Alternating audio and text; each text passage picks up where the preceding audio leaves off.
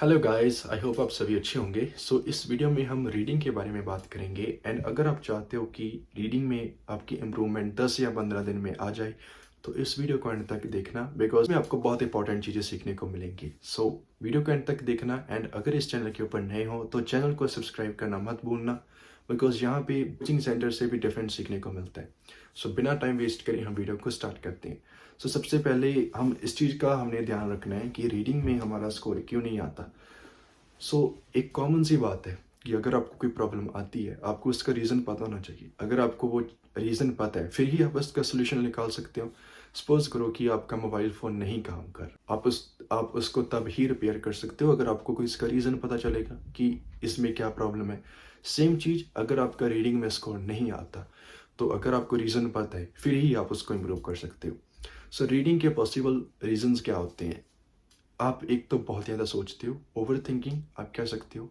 Second, आपकी time management नहीं है। थर्ड, कि आपकी प्रैक्टिस नहीं है। अगर इन तीनों चीज़ों में एक भी चीज़ से आपको प्रॉब्लम फेस हो रही है, इट मीन्स आप रीडिंग इम्प्रूव नहीं कर सकती।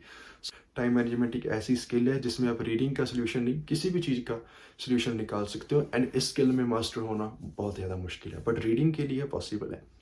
तो रीडिंग की टाइम मैनेजमेंट का क्या मतलब होता है? अगर आपने डिसाइड करा है कि पहला पैसेज आपको इतने मिनट में सॉल्व करना है, दूसरा इतने में, तो आपको उसके हिसाब से ही चलना पड़ेगा। अगर आप नहीं चलते, तो बिल्कुल भी चांसेस नहीं होते कि आप उसको ईजिली क्रैक कर सको, क्योंकि जो आइल्स रीडिंग है वो क्वेश्चंस का गेम नहीं है, सिर्फ क्वेश्चंस की ही गेम नहीं है।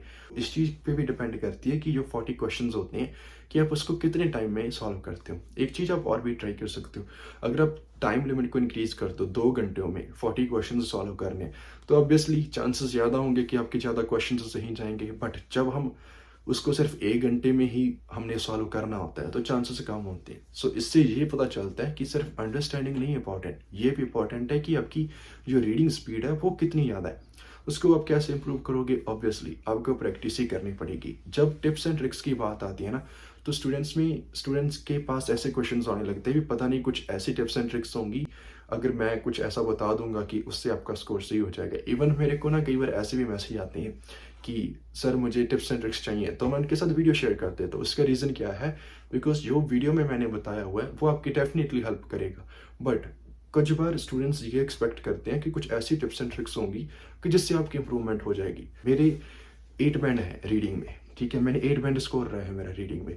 तो अगर आप मेरे से पर्सनली कोचिंग भी लोगे, आप तब ही इम्प्रूव कर पाओगे। जो मैं आपको चीज़ें बताऊंगा उसको इम्प्लीमेंट करो। सपोज करो कि आपके 20 क्वेश्चन सही है ना, 20 गलत है। जितने भी 20 क्वेश्चन गलत है ना, एक तो उसको नोटबुक पे लिखो एंड उसकी ना एक्सप्लेनेशन लिखो पूरी, कि आपने ये क्यों गलत करा। एंड जब भी आप रीडिंग करने से पहले उन चीज़ों को देखो कि भाई मैंने लास्ट टाइम ये मिस्टेक करी थी, तो आपके माइंड में वो चीज़ आएगी कि आप उस मिस्टेक को दोबारा रिपीट ना करो। जब आपके माइंड में वो चीज़ें आने लगेंगी, तो आपकी बहुत हद तक हेल्प हो सकती है, क्योंकि आपके माइंड में रहेगा कि मैं ये यहाँ पे मिस्टेक्स कर सकता हूँ। मिस्टेक्स कौन सी? एक तो तुक्का लगा सकते हो। सेकेंड मिस्टेक पता क्या करोगे? जब आप नोटबुक पे लिखोगे कि लास्ट टाइम मैंने भाई फर्स्ट पैराग्राफ जब मैं सॉल्व कर रहा था, मैंने 5 मिनट खराब करे, तो जब आपको रियलाइज होने लगेगा कि यार अभी तो 5 मिनट हो जाएंगे अगर मैं अगले पैराग्राफ पे नहीं जाऊंगा, तो डेफिनेटली आप अगले पैराग्राफ पे जाओगे। एंड हो सकता है कि वो क्वेश्चंस आपके सही जाए।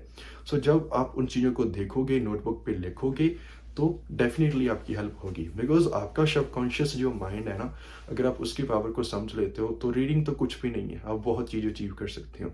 क्योंकि ये सिर्फ आइल्स का चैनल है, मैं बाकी यहाँ पे साइंस की चीज़ें नहीं डिस्कस कर सकता कि सबकॉन्शियस माइंड कैसे वर्क करता है, या फिर कैसे law of imagination, law of attraction चीज़ें काम करती है। अगर आप चाहते हो कि मैं उसके ऊपर कभी वीडियो बनाऊँ, डेफिनेटली मैं आपके साथ शेयर करूंगा। बहुत चीज़ करनी है। एंड जो नोटबुक है ना, उसको संभाल कर रखना है। ऐसा नहीं है कि किसी पेज पे क्या लिख रहा है, किसी पे क्या लिख रहे हो, किसी पेज के ऊपर राइटिंग के बारे में लिख रहे हो, उसके एक अच्छे से नोट्स बनाने हैं एंड उस चीज़ को चेक करना है। एंड फिर जैसे जैसे आपकी मिस्टेक्स वो खत्म होने लगेंगी, आपका वैसे वैसे स्कोर ऊपर जाने लगेगा। आज अगर 20 स्कोर कर रही हो ना, कल हो सकता है कि आप 35 भी सही कर सको, क्योंकि जब आपको पता लगेगा कि आप क्यों मिस्टेक्स करते हो, अंडरस्टैंडिंग में मिस्टेक करोगे ना, नोटबुक पे आप लिखोगे कि मेरे को ये लाइन अंडरस्टैंड नहीं हुई, तो माइंड है ना वो आपको कहेगा, आपको कमांड देगा कि इस चीज़ को भी प्रिपेयर करो।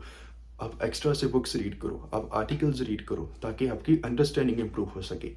एंड रीडिंग में सबसे इम्पोर्टेंट चीज़ होती है कि आपने स्किमिंग एंड स्कैनिंग के बारे में तो सुना होगा ना, उसकी मैंने एक वीडियो बनाई है। अगर नहीं देखी तो उसका लिंक आपको मैं डिस्क्रिप्शन में दे दूँगा कि आप कितना जल्दी किसी क्वेश्चन को फाइंड आउट कर सकते हो। इस चीज़ को ध्यान से समझना, क्योंकि अगर आप जितना जल्दी क्वेश्चन फाइंड करोगे, उतनी ही जल्दी आप उस लोकेशन पे जाओगे एंड आपके क्वेश्चन तो सही होंगे। एंड इसमें अगर आप एक्सपर्ट हो, एक बार आपको क्वेश्चन मिल गया ना, तो बाकी क्वेश्चंस उसके आसपास ही रहते हैं। सीरीज है ना, बाकी अब उसी ऑर्डर में होते हैं कि ये यहाँ पे, दूसरा यहाँ पे। So it's not difficult at all. एक तो रीडिंग के लिए आपने ये करना है। एंड लास्ट टाइम भी मैंने आपके साथ डिस्कस करा था कि आपको जो आर्टिकल्स रीड करने हैं ना, तो पास्ट टेंस को सीख लो। मैं उसके ऊपर वीडियो बनाऊंगा बिकॉज काफ़ी स्टूडेंट्स ने मेरे को कहा। तो पास्ट टेंस को सीखना पड़ेगा आपको, बिकॉज रीडिंग में सभी इंफॉर्मेशन पास्ट में होती है। एक पैराग्राफ होता है जिसमें विल या विल हैव का यूज़ करा होता है। और आप क्या कर सकते हो, अगर आप रीडिंग के सोर्सेज के बारे में जानना चाहते हो, तो किसी पर्सन की आप उसकी लाइफ में क्या हुआ, उसकी पूरी लाइफ की स्टोरी क्या रही है, गूगल के ऊपर वो रीड कर सकते हो। जैसे कि आइंस्टाइन हो गया, या फिर कोई थ्योरी है। जैसे अगर इससे भी ज़्यादा आप इम्प्रूव करना चाहते हो ना, तो आप एनिमल्स के रिलेटेड पढ़ो, वाइल्ड लाइफ के रिलेटेड पढ़ो गूगल के ऊपर। बिकॉज उनकी एक तो नेम्स आपको डिफिकल्ट लगेंगे, तो उस चीज़ में आपकी प्रैक्टिस होगी। हो सकता है थर्ड पैराग्राफ में आपको किसी एनिमल के बारे में डिस्कस करा हो एंड उसमें इतनी डिफिकल्ट नेम्स यूज़ करे होते हैं ना, कि हम कहते हैं कि भाई मेरे तो ऊपर से जा रहा है ये। तो अगर गूगल के ऊपर हर चीज़ हर रोज़ आप वो चीज़ें पढ़ोगे ना, तो रीडिंग बहुत हद तक इम्प्रूव होगी। आपके पास आइडियाज़ भी होंगे, आपके पास वोकैबुलरी भी होगी, एंड आपको ये भी पता चलेगा कि वैरायटी ऑफ सेंटेंसेस क्या होती हैं। तो कितनी सारी मैंने आपके सामने रीडिंग के बारे में चीज़ें डिस्कस कर ली, बट फ़ायदा तब होगा जब आप इस चीज़ को करोगे। सो मैंने आपके सामने कितनी चीज़ें डिस्कस कर दी, बट इसका फ़ायदा तभी होगा गाइस अगर आप इस चीज़ को यूज़ करोगे। एंड आई होप कि आप इस चीज़ों को फॉलो करोगे एंड इम्प्रूवमेंट आपको 15 दिन में देखने को मिलेगी। सो हमने क्या क्या सीखा कि आर्टिकल्स कौन कौन से पढ़ने हैं, कौन सी टाइप्स के पढ़ने हैं, एंड आपने जो नोटबुक लगानी है उसको कैसे समझना है, टाइम मैनेजमेंट को कैसे ध्यान में रखना है, एंड सबसे बड़ी चीज़ कि आपने टाइम वेस्ट नहीं करना। क्योंकि टाइम कभी भी मत वेस्ट करो, बिकॉज ये कभी वापस नहीं आएगा। सो ट्राई करो कि जो चीज़ें अभी पास्ट में हो चुकी है उसको भूल जाओ। अभी जो आपने सीखा है इसको इम्प्लीमेंट करो, आपको डेफिनेटली स्कोर मिलेगा। सो अगर आपको ये वीडियो अच्छी लगी तो लाइक करना, अपने फ्रेंड्स के साथ जरूर शेयर करना, एंड चैनल को सब्सक्राइब करना मत भूलना। Thanks for watching this video. Have a wonderful day.